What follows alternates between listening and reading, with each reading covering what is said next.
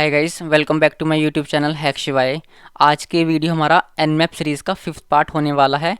हमने अपने पिछले 4 पार्ट्स में देखा है कि आप किस तरह से अलग अलग स्कैन टाइप का यूज़ करके अपने टारगेट को स्कैन कर सकते हैं, या नल स्कैन का यूज़ करके या फिन स्कैन का यूज़ करके आप फायरवॉल को बाईपास कर सकते हैं।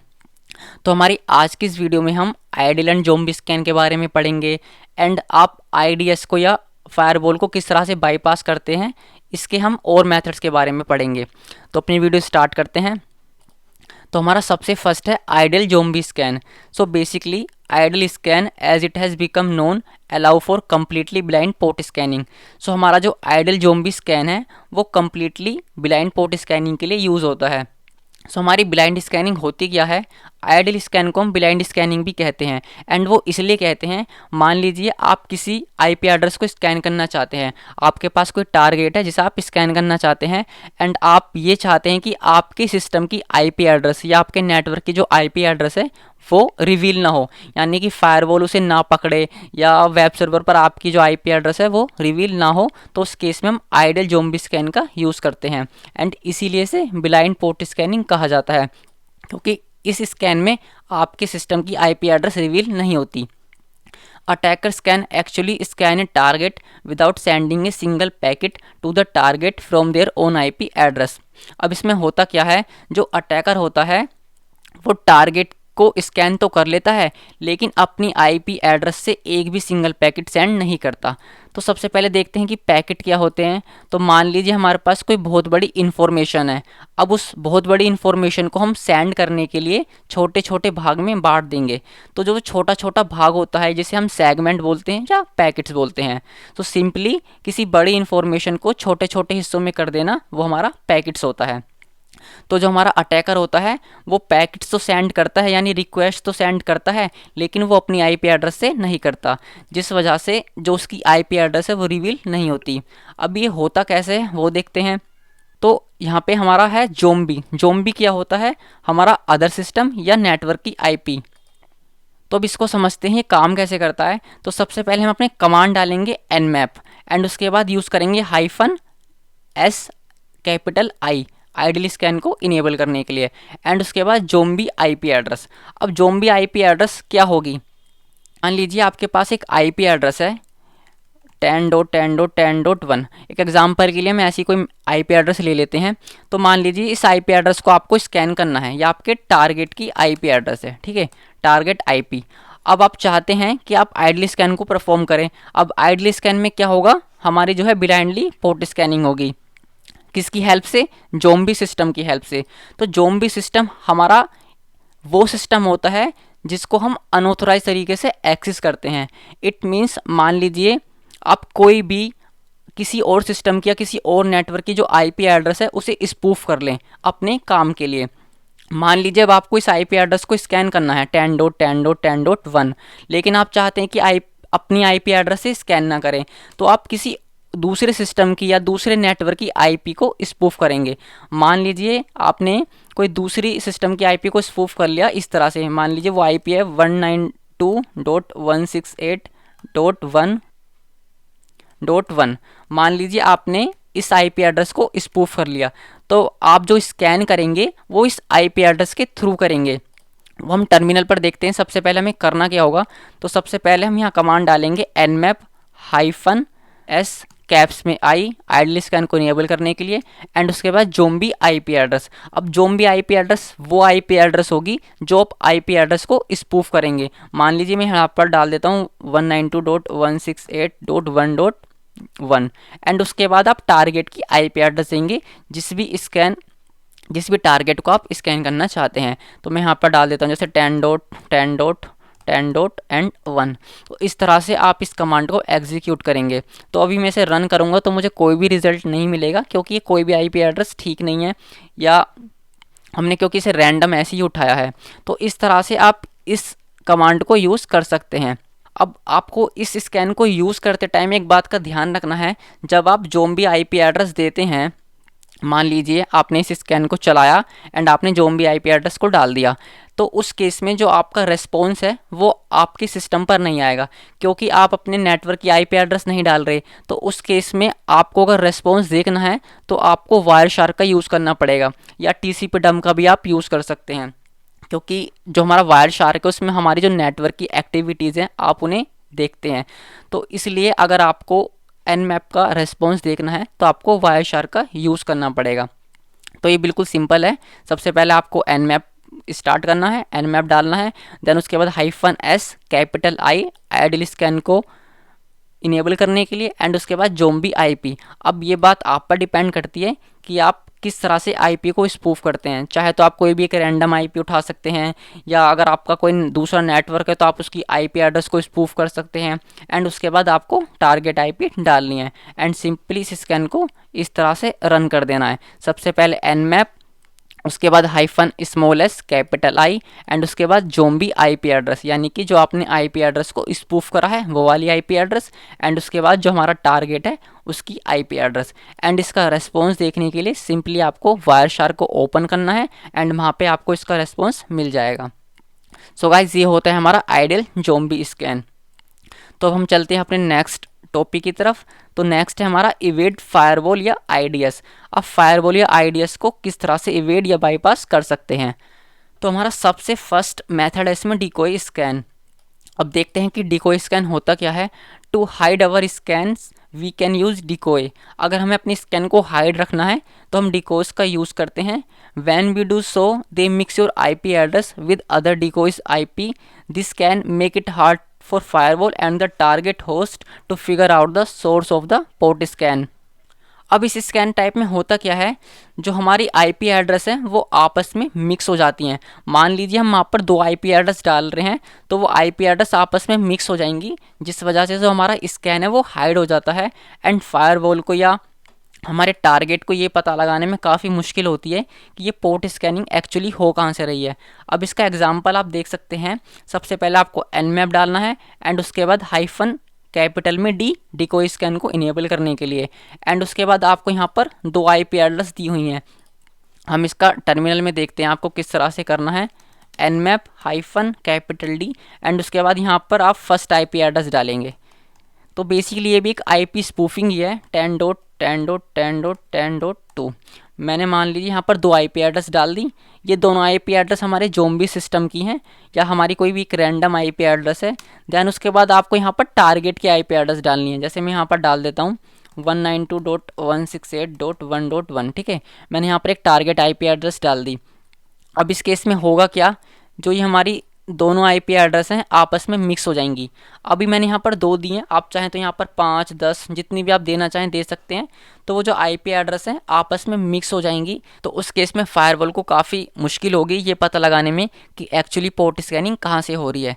तो आप इस तरह से डिकोय स्कैन का यूज़ कर सकते हैं। तो हमारा डिकोय स्कैन सिंपल है, सिर्फ इसमें हमारी जो आईपी एड्रेस है वो आपस में मिक्स हो जाती हैं, जिस वजह से जो हमारा टारगेट है या फायरवॉल है वो ये पता लगा नहीं पाता कि ये पोर्ट स्कैनिंग एक्चुअली में कहाँ से हो रही है। तो आप इस मेथड से फायरवॉल को बाईपास कर सकते हैं। तो हमारा नेक्स्ट है फ्रैगमेंट पैकेट्स। अब हम देखते हैं कि हमारे पैकेट्स को फ्रैगमेंट किस तरह से कर सकते हैं। तो व्हाट इज़ पैकेट, जैसा कि मैंने बता दिया, packet is a small segment of a larger information और मैसेज।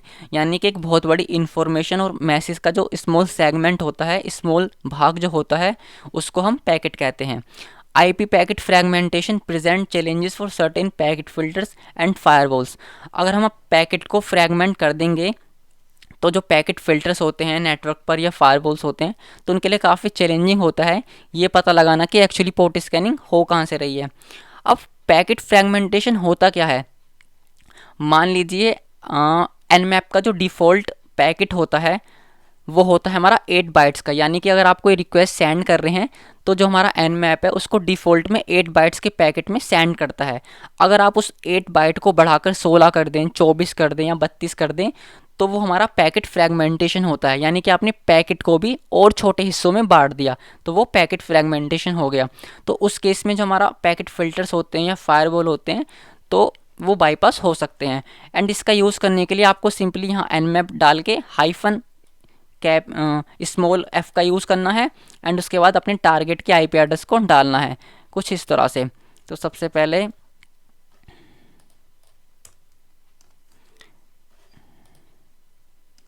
यहाँ पर आपको nmap डालना है, nmap-f पैकेट फ्रैगमेंट करने के लिए एंड उसके बाद टारगेट की IP। ठीक है, तो आपको इस स्कैन को इस तरह से इनेबल करना है।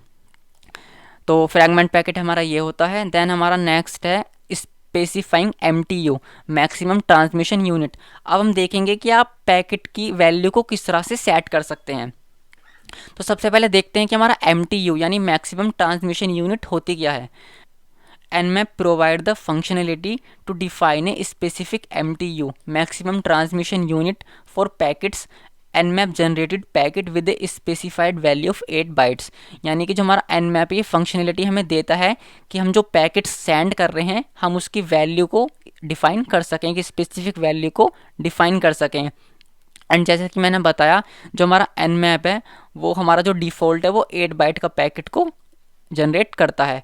अगर आपको इस वैल्यू को चेंज करना है तो सिंपली आपको करना क्या है, सबसे पहले nmap, उसके बाद -MTU यानी मैक्सिमम ट्रांसमिशन यूनिट, एंड उसके बाद आप कितने पैकेट सेंड करना चाहते हैं एक बार में वो यहाँ पर आपको वैल्यू डालनी है। जैसा कि मैंने डाल दिया, मुझे 16 पैकेट सेंड करने हैं तो आपको यहाँ पर 16 डालने हैं एंड उसके बाद टारगेट IP एड्रेस। तो सबसे पहले आपको करना क्या है, nmap, उसके बाद -MTU यानी मैक्सिमम ट्रांसमिशन यूनिट, एंड मान लीजिए आपको 24 पैकेट सेंड करने हैं तो 24, एंड उसके बाद टारगेट की IP एड्रेस।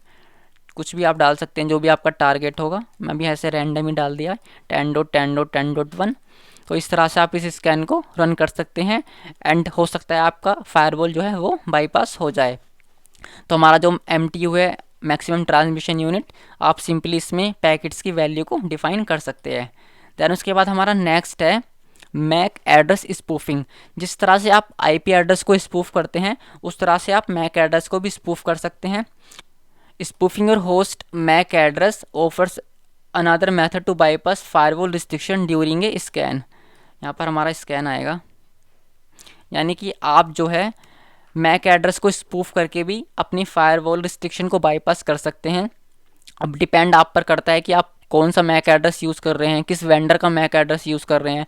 एंड इस स्कैन को रन करने के लिए आपको यहाँ पर कमांड डालनी है nmap-spoof-mac एंड टारगेट IP।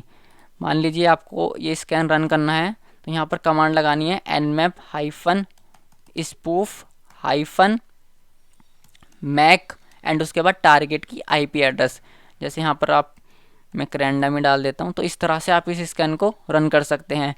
अब आपको मैक एड्रेस चाहिए, कोई भी एक रैंडम आप मैक एड्रेस ले सकते हैं, तो सिंपली आप उसके लिए गूगल कर सकते हैं एंड यहाँ पर आपको सिंपली डालना है रैंडम मैक एड्रेस। एंड आपके सामने जो फर्स्ट वाली वेबसाइट है रैंडम मैक एड्रेस जनरेटर, आप इस पर जाकर जो हमारा यहाँ पर है जनरेट मैक, यहाँ पर क्लिक करके तो हमारे यहाँ पर कुछ रैंडम ही मैक एड्रेस आ जाएंगे। तो आप यहाँ से इनको कॉपी करके यूज़ कर सकते हैं, या अगर आपके पास किसी और सिस्टम का मैक एड्रेस हो तो आप यहाँ पर वो भी यूज़ कर सकते हैं। एंड आप इस स्कैन को रन करते टाइम एक बात ध्यान रखें कि आप अपनी वायरशार्क को ओपन कर दें एंड जो हमारा nmap का रिस्पॉन्स आएगा आप अपने वायरशार्क में ही देखें, क्योंकि हो सकता है अगर आप जब IP एड्रेस स्पूफ करते हैं तो उस केस में तो जो रेस्पॉन्स हमारा उसी IP पर जाता है जो आप स्पूफ करेंगे, तो उस केस में तो आपको वायरशार्क इनेबल करना ही है। लेकिन आप जब मैक एड्रेस को स्पूफ करें तो उस केस में भी आप अपना रेस्पॉन्स जो है वो वायरशार्क में ही देखें, कि अगर हम मैक एड्रेस को स्पूफ कर रहे हैं तो हो सकता है कि जो हमारा रेस्पॉन्स है वो हमारे सिस्टम पर ना आए, तो उसके लिए आपको नेटवर्क की एक्टिविटीज़ को मॉनिटरिंग करना पड़ेगा। ठीक है, तो इस तरह से आप मैक एड्रेस को स्पूफ कर सकते हैं। देन हमारा लास्ट है delay scan.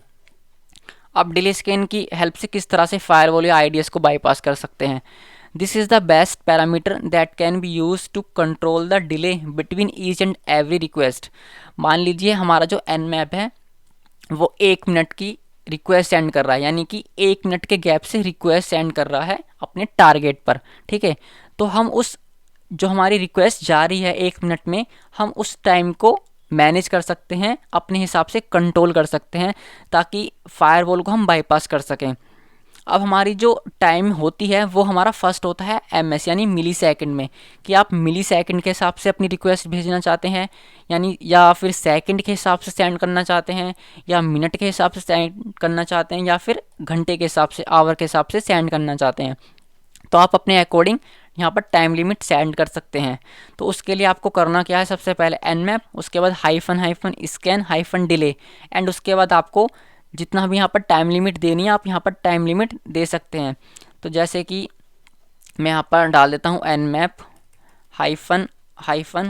-scan -delay, and उसके बाद मैं यहाँ पर डाल देता हूँ जैसे 10s यानी कि 10 सेकंड, एंड उसके बाद टारगेट की IP एड्रेस। ठीक है, अब इस केस में होगा क्या, जो हमारा nmap वो रिक्वेस्ट करेगा वो हमारी 10 सेकंड के बाद करेगा। मान लीजिए हमारी nmap जो है 10 रिक्वेस्ट करेगा। ठीक है, मान के चलते हैं हम रैंडमली nmap हमारा 10 रिक्वेस्ट कर रहा है, तो वो जो 10 रिक्वेस्ट करेगा हर एक रिक्वेस्ट के बीच में 10 सेकंड का टाइम होगा। तो इस केस में होगा क्या, जो हमारा फायरवॉल है हो सकता है वो बाईपास हो जाए, क्योंकि हमारी हर रिक्वेस्ट 10 सेकंड के बाद जाएगी। अगर आप चाहें तो इसे मिनट में भी कर सकते हैं, लेकिन उस केस में आपको टाइम ज़्यादा लगेगा स्कैन करने में, तो आप इसे सेकंड में ही रहने दें। चाहे आप यहाँ पर सेकंड बढ़ा सकते हैं, मान लीजिए मैं यहाँ पर कर देता हूँ 30 सेकंड। तो अब जो हमारी रिक्वेस्ट है वो हर 30 सेकंड के बाद टारगेट पर जाएगी। तो इस केस में आप काफ़ी हद तक फायरवॉल आइडियाज़ को बाईपास कर सकते हैं। तो हम दोबारा से देख लेते हैं कि हमने आज क्या पढ़ा। तो सबसे फर्स्ट था हमारा आइलैंड ज़ॉम्बी स्कैन, जो कि कम्प्लीटली ब्लाइंड पोर्ट स्कैनिंग के लिए यूज़ होता है। आप -SIC से इनेबल कर सकते हैं IP एड्रेस को स्पूफ करके। जो हमारा ज़ॉम्बी होता है वो हमारे दूसरे सिस्टम की IP एड्रेस या नेटवर्क की IP एड्रेस होती है, एंड आप फायरवॉल को डिकोय स्कैन की हेल्प से बाईपास कर सकते हैं, या आप पैकेट को फ्रैगमेंट कर सकते हैं, या आप जो हमारे पैकेट होते हैं उनकी वैल्यू को डिफाइन कर सकते हैं MTU की हेल्प से, या फिर आप मैक एड्रेस को स्पूफ कर सकते हैं, या फिर आप डिले स्कैन का यूज़ कर सकते हैं। तो आप इन कई तरीक़ों से फायरवॉल या आईडीएस को बाईपास कर सकते हैं। सो गाइज, आज की इस वीडियो में इतना ही। मिलते हैं नेक्स्ट वीडियो में। Thanks for the watching.